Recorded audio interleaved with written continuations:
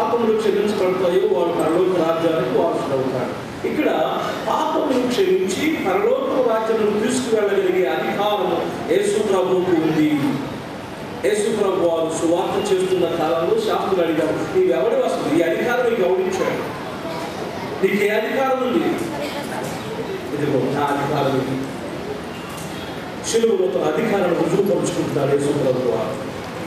నేను నీవు నాతో కూడా ప్రవేశిస్తూ ఉంటాను, నిశ్చయముగా నీవు నాతో కూడా ప్రవేశిస్తూ ఉంటాను.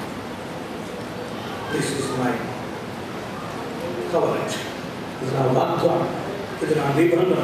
నేను ప్రమాణం చేస్తున్నాను ఇప్పుడే ఈ క్షణంలోనే నేను నాతో కూడా. ఎంత గొప్ప ప్రేమైన దేవుడు కూడా గమనించాలి.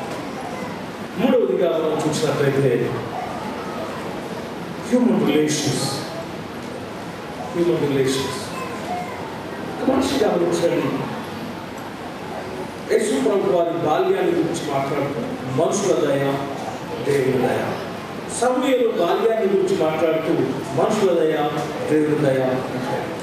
కావాలి పిల్లల, లోకంలో మనం జీవిస్తున్నప్పుడు మనుషుల సహవాసం కావాలి, దేవుని సహవాసం కావాలి. మనిషి దయను పొందాలి, దేవుని దయను పొందాలి. మనుషుల్లో మంచి వాళ్ళని అనిపించుకోవాలి, దేవుని సన్నిధిలో మంచి వాళ్ళని అనిపించుకోవాలి. దేవుని ప్రేమించేవాడు మనిషిని ప్రేమిస్తాడు, మనిషిని ప్రేమించేవాడు దేవుని ప్రేమిస్తాడు. దేవుని ప్రేమించలేని వాడు మనిషిని ప్రేమించలేడు, మనిషిని ప్రేమించలేని వాడు దేవుని ప్రేమించలేడు. దేవుని వాక్యం అంటుంది, కనబడుచున్న నీ సహోదరుని నీవు ప్రేమించలేకపోతే కనబడకుండా దూరంగా ఉన్న నీ దేవుని ఎలా ప్రేమిస్తారా? ఎందుకు కదండి? రోజున కన్న తల్లిని ప్రేమించలేకుండా, కన్న తండ్రిని ప్రేమించలేక వాటాలు వేసుకుంటున్నటువంటి నేటి తరానికి యేసు ప్రభు వారి మాట ఎంత ఆశ్చర్యకరమైన మాట కదండి. వాటాలు వేసుకుంటున్నాం. సంవత్సరానికి 8 నెలలు, 12 నెలలు. ఎంతమంది కొడుకులు? 3 కొడుకులా? నువ్వు 4 నెలలు, నువ్వు 4 నెలలు, నువ్వు 4 నెలలు. మీ అమ్మ నీకు వాటాలు వేసుకొని పాలించిందయా? మీ అమ్మ నీకు వాటాలు వేసుకొని పాలించిందా? 4 నెలలు నా దగ్గర పాలు తాగా, 4 నెలలు మీ నాన్న దగ్గర తాగలదా? ఏమన్నా ఒక 4 నెలలు నా నాన్న దగ్గర, నా దగ్గర పాలు తాగు, ఒక 4 నెలలు మీ నాన్న దగ్గర తాగని చెప్పి వాటాలు వేసుకుందని చెప్పండి. వాటాలు వేసుకొని తల్లిని పెంచలేదు, అవునా? వాటాలు వేసుకొని తల్లిని పెంచలేదు, వాటాలు వేసుకొని తల్లిని పెంచలేదు. మరి వృద్ధాప్యంలో నీ తల్లిని నిర్లక్ష్యం చేసేటటువంటి నీవు యేసు ప్రభు వారి జీవితంలో పాఠం నేర్చుకోవద్దు.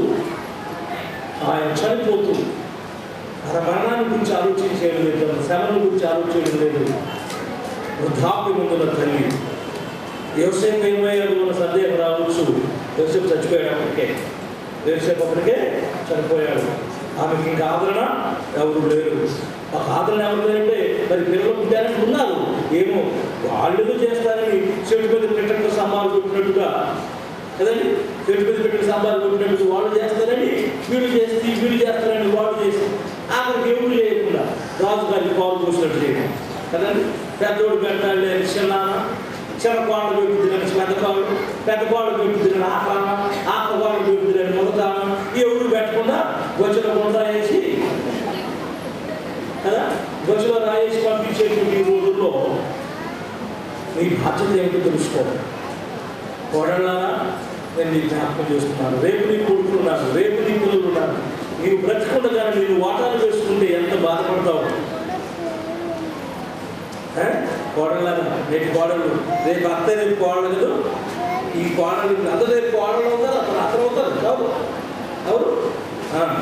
మీ భర్తలను ప్రోత్సహించకండి, మీ భర్తలను ప్రోత్సహించకండి. ఏమయ్యా నువ్వు అక్కడే పుట్టావా? మా అమ్మకి ఆయన పుట్లా, ఆయన చూడ్డా? ఏమబ్బా, వారు బ్రతికినంత కాలం బ్రతకలేరుగా, వారు బ్రతికినంత కాలం బ్రతకరు. ఒక ముద్ద పెట్టడానికి నీకు అవకాశం లేదా? అయ్యో అన్నీ మీ అమ్మకి నాన్నకి పెడితే మనకు వచ్చే ఆ వచ్చింది చేతికించింది వాళ్ళే. ఈ రోజున నీవు ప్రాణంతో ఉండడానికి, భూలోకం ఉండడానికి వాళ్ళే కారకులు కదండి. రోజున లోకంలో ఉండడానికి కారణం తప్పు చేసుకున్న టైం కొంచెం తిరగడానికి ఎవరు కారణం? వాళ్ళే కారణం మరి కదా, వాళ్ళు కదా. మరి వాళ్ళ విషయంలో కనీసం ఒక ముద్ద భోజనం పెట్టడానికి కూడా వెనుకాడేటువంటి నేటి పరిస్థితుల్లో క్రీస్తు యేసును కలిగిన ఈ మనసు మీరును మరి ఉండి, that is your duty, that is your responsibility, that is everything for you. నీ తల్లిదండ్రులను నేను నిర్లక్ష్యం చేస్తే రేపు అదే కొరత నీకును పురోగడుతుంది. అదే నీ కొరత. కొంతమంది కొడుకులు ఉన్నారు, అటు భార్యనేమో గురుతారు, ఇటు అమ్మ దగ్గరకు వచ్చి నాటకం ఆడతారు. ఆడ భార్యని గురుతాడు, వాళ్ళు నీకెందుకు, నేనేమన్నా తింటు అని ఆడ చెప్తాడు. అది ఏదైతే కాకుండా ఎవరా అని అన్నకు ఎన్నట్టే వెళ్ళిపోతాడు. తిట్టమని చెప్పేది వీడే దుర్మార్గుడు. తిట్టే అర్థం పోదు. కానీ అదో కొడుకులారా, కూతుర్లారా, కోడళ్ళారా, ఒకసారి దేవుని మాట గ్రహించండి, దేవుని మనసు ఏమిటో తెలుసుకోండి. ప్రేమ లేని జీవితం క్రైస్తవ్యం కాదు. ప్రేమ లేకపోతే క్రైస్తవ్యానికి అర్థమే లేదు. ఒకసారి మీరు జ్ఞాపకం చేసుకోండి. తన మరణ కాలంలో కూడా తన తల్లిని నిర్లక్ష్యము చేయలేదు. చాలామంది కొడుకున్నారు, మరి ఏమిటండి, చాలామంది కొడుకున్నారు, మరి ఏమిటి, యేసు ప్రభువు ఆత్మే కాదు. చాలామంది కొడుకున్నారు, వాళ్ళు చూసుకుంటారు, నేను విడిచిపెట్టలేదు, వాళ్ళు చూసుకుంటారు, విడిచిపెట్టలేదు. తాను బహుగా ప్రేమించే తన శిష్యుని తన తల్లి బాధ్యతను అప్పగించి, అమ్మా నేను వెళ్ళిపోతున్నాను, ఇక నా గురించి నీవు చింతపడదు, నిన్ను గురించి నీవు చింతపడాల్సిన పని లేదు, ఇదిగో నీకు కావాల్సిన ఏర్పాట్లు చేసి చెప్తున్నానని చెప్పేసి తన తల్లిని తన శిష్యునికి అప్పగించి తన యాత్ర గురించి తెలియజేస్తున్నారు. మధ్యభారకాల సమయం క్రీస్తు యేసును కలిగిన ఈ మనసు మీరు. 4వ మాట సమాప్తమైనది. సమాప్తమైనదేనా? నా దేవా నా దేవా అని ఎందుకు చేయించింది. ఈ 3 మాటలు దైవత్వానికి సంబంధించిన మాటలు అయితే, 4 మాటలు మానవత్వానికి సంబంధించిన మాటలు. సెకండ్ డైమెన్షన్ యేసు ప్రభువు ఉన్నటువంటి సంపూర్ణ మానవుడు కదండి. చాలాసార్లు మనం కూడా దుఃఖంలో, వేదనలో, శ్రమంలో ఉన్నప్పుడు ఇలాగనే అనుకుంటాం, నా దేవుడు నన్ను విడిచిపెట్టాడు, నా దేవుడు నన్ను మర్చిపోయాడు, నా దేవుడు నన్ను జ్ఞాపకం చేసుకోవడం లేదని బాధపడిన సందర్భాలు ఉన్నాయి. అలాగే యేసు ప్రభువు కూడా ఆ క్షణంలో ఆయన బాధపడుతున్నాడు. ప్రభా నన్ను ఎందుకు విడిచిపెట్టావు? అప్పటిదాకా తండ్రి తండ్రి అన్నవాడు ఇప్పుడు నా దేవా అంటున్నాడు. మానవత్వానికి సంబంధించినటువంటి మాట, యేసు ప్రభువులో ఉన్న మానవీయ కోణాన్ని బయటకు తీసుకొచ్చినటువంటి మాట. నా దేవా నా దేవా నన్ను ఎందుకు చేయించావు? ఈ శ్రమలకు ఎందుకు నన్ను అప్పగించావు? ఈ వేదనను నన్ను ఎందుకు అప్పగించావు అని వేదనతో నువ్వు ఎప్పుడు అలా బాధపడేదా?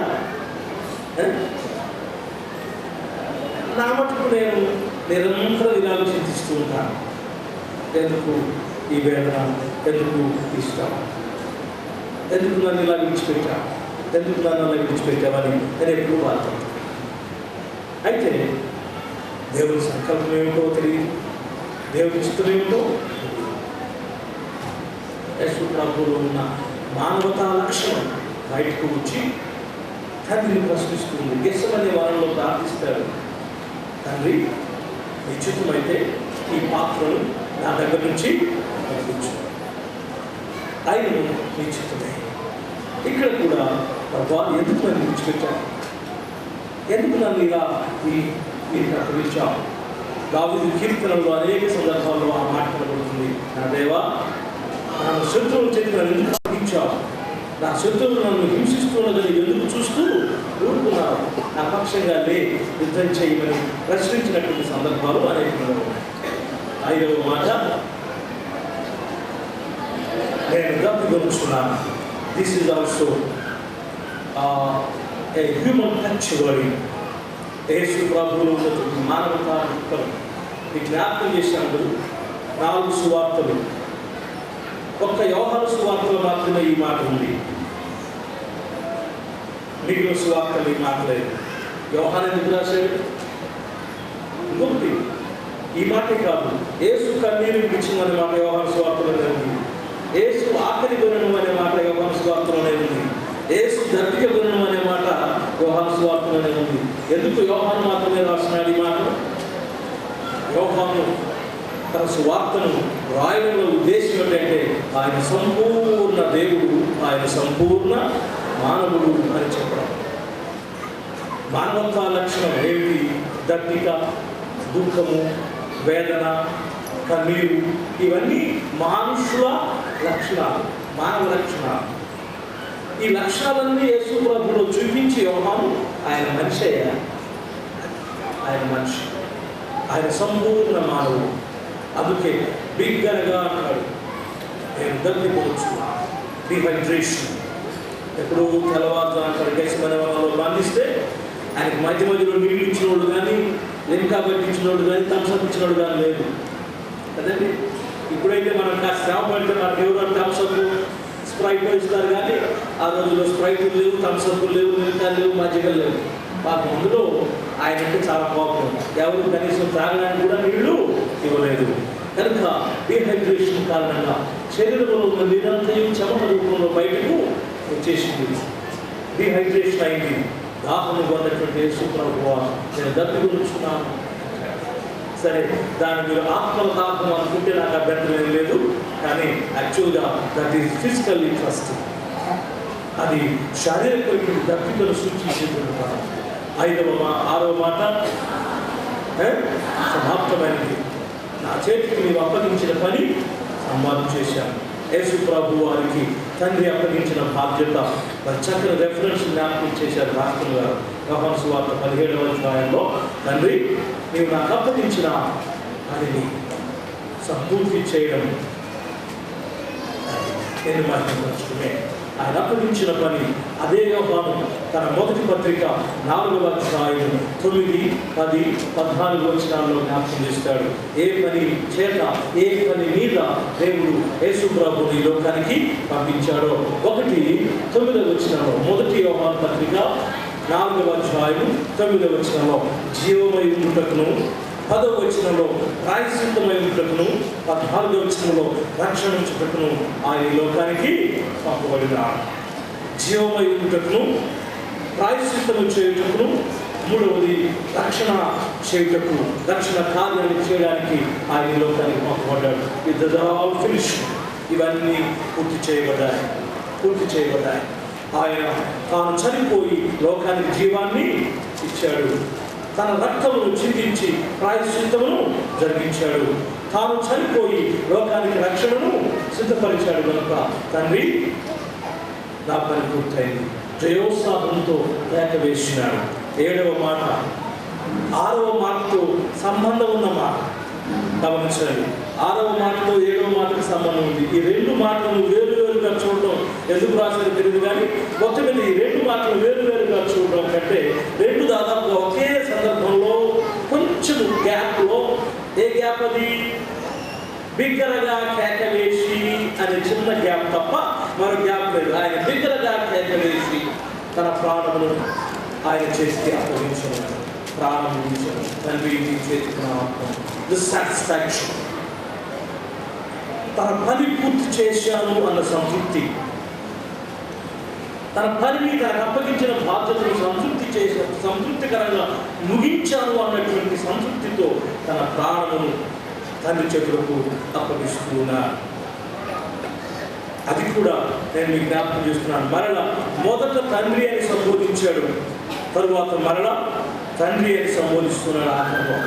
అది కూడా తండ్రికి తనకు ఉన్న రిలేషన్ని అక్కడ ఉన్నవారు తెలుసుకోవాలి. అక్కడ ఉన్నటువంటి వ్యక్తులందరూ కూడా యేసు ప్రభువుకు తండ్రికి ఉన్న రిలేషన్ తెలుసుకోవాలి. ఆ రిలేషన్ చెప్పడానికే యేసు ప్రభు వారు నా తండ్రి. గమనించండి, నా అనే మాటకు చాలా ప్రాముఖ్యత. తండ్రి అన్నదానికి నా తండ్రి అన్నదానికి తేడా లేదు లేదండి. నాన్న, మా నాన్న, అవునా? తేడా లేదు. ఎవరు ఏంటంటే నాన్న, మా నాన్న, నా తండ్రి అంటే ఈజ్ మై ఫాదర్. సో వస్తుగా ఒక పాట వారికి పెడుతూ ఉంది, నా తండ్రి నీ చేతికి నా ఆత్మను అప్పగిస్తున్నాను. ఎందుకు ఆ మాట చెప్తున్నానంటే, యేసు ప్రభువారు శాస్త్రులు పరిచయులు ఎప్పుడు ఆయన చంపాలని చూస్తూ ఉండేవారు. యోహాను సువార్తలో చాలా సందర్భాల్లో ఆ మాట రాయబడుతుంది. అయితే యేసు ప్రభువారు ఎప్పుడు కూడా వారికి ఛాలెంజింగ్గా ఉంటూ ఉండేవారు. ఏమంటారంటే, మీరెవరైనా నన్ను చంపడానికి, నన్ను చంపడం మీ చేతుల్లో లేదు, నేను బ్రతికించడం మీ చేతుల్లో లేదు, నా ప్రాణం నా జీవము సమస్తము నేను నా చేతుల్లో లేదు. That means I'm the almighty God. నేను సర్వశక్తి కలిగిన దేవుడను. నా ప్రాణం పెట్టుటకు, నా ప్రాణాన్ని పుచ్చుకోవడానికి నాకు సంపూర్ణ అధికారము ఉన్నది. తన సంపూర్ణమైన అధికారాన్ని, తన సర్వసత్తాకమైన అధికారాన్ని తెలియపరచడం కొరకు ఆయన, నా తండ్రి నీ చేతికి నా ఆత్మను అప్పగించుచున్నాను అంటే, రేపు పుచ్చుకోవడానికి కూడా అధికారం మళ్ళీ ఉందన్నమాటేగా. ఇక ఇస్తున్నానంటే రేపు పుచ్చుకునే అధికారం కూడా నాకు ఉంది. అందుకే ముందే అన్నాడు యోహాను సువార్త 10వ అధ్యాయం 18వ వచనంలో, పెట్టడానికి నాకు అధికారం ఉంది, తీసుకోవడానికి నాకు అధికారం ఉంది. తీసేవాళ్ళు మీరు కాదు, ఇచ్చేవాళ్ళు మీరు కాదు, నాకే సర్వాధికారం ఉందని ఆయన తన అధికారాన్ని రుజువుపరుచుకుంటూ ఒక సంతృప్తితో ఆ మాట చెప్పి తన ప్రాణాన్ని ఇచ్చినట్టుగా చూస్తున్నాం. సో ఇవన్నీ కూడా నేను మీకు జ్ఞాపకం చేసినటువంటి చాలా సందర్భాల్లో ఈ మాటలు నేను నాకు జ్ఞాపకం ఉంది. ఒక సంవత్సరం ఒక్కొక్క ఆదివారం ఈ మాటల మీద నేను ధ్యానం చేసినట్టు నాకు జ్ఞాపకం ఉంది. ఈ మధ్యాహ్నకాల సమయం మరొకసారి నేను అందరినీ కూడా అభినందిస్తూ ఉన్నాను. చక్కగా మీ సమయాన్ని సద్వినియోగం చేసుకొని చక్కని ధ్యానం జరిగించిన మీ అందరికీ కూడా ప్రభు పక్షంగా మరొకసారి వందనాలు తెలియజేస్తూ, దేవుడు మిమ్మల్ని దీవించి మరి విశేషముగా దేవుడి పనిలో మిమ్మల్ని వాడుకోవాలని ఆశిస్తూ నాటిని ముగిస్తుంటాను. దేవుడు మిమ్మల్ని దీవించి ఆశీర్వదించుగా. అందరూ గౌరవంగా ఉన్నట్లయితే సంఘ సెక్రటరీ గారు ప్రకటనలు తెలియజేసిన తరువాత ముగింపు ప్రార్థన శ్రీమతి తిరుపతి శ్యామల శ్రీరసింహ సెక్రటరీ గారు ప్రార్థన చేసిన తరువాత పరలోక ప్రార్థన ఆశీర్వాదంతో ఈ గుడ్ ఫ్రైడే కార్యక్రమాన్ని ముగించుకుందాం. రేపటి కార్యక్రమాల నుంచి వివరణ మిగిలిన సందర్భాలు ఖచ్చితంగా తెలియజేస్తారు.